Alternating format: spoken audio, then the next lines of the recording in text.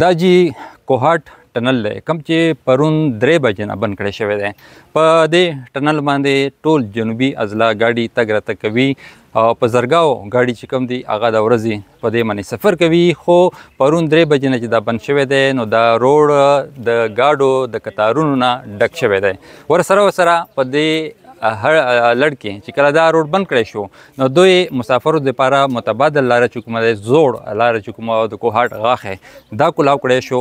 په هغې باندې هم د ګاډو دومره زیات رس جوړ شو چې 15 کیلومتره 4 کیلومتره یا 3 کیلومتره چې کوم دا غاښ دی نو دا خلکو په ګنټو کې دا سفر ترسره کړی دی. دې باندې اوس چې کوم اطلاعات راغلي دي نو سحر نه دا غاښ هم بند کړی شوی دی او پرون 3 بجې نه کوهاټ ټنل چې کوم دی دا هم بند کړی شوی دی.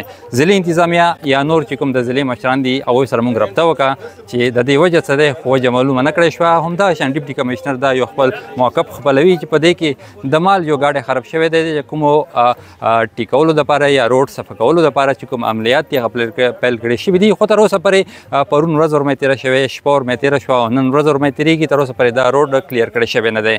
په دې لړ کې چې کوم مونږ دلته راغلو نو مونږ وکتلو چې د جنوبي اضلاع چې کومه رابطه ده هغه نورو ضلعو سره کټ شوی دی ځکه چې کومه دواړې د رابطې لارې وي دواړې بندې کړې شوي دي. کوهاټ ټنل او ورسره غاښ مسافرو ګاډي پکې ښخ دي او ورسره نور چې کوم د سبزۍ یا د نور فروټو ګاډي چې کوم ځي یا د نور ساز سامان چې کوم ګاډي دي لوی ټانکر دي یا کنټینر دي ټولې ولاړې دي لوی کتارونه جوړ شوي دي او مخته د تګ اجازه نه ورکوي.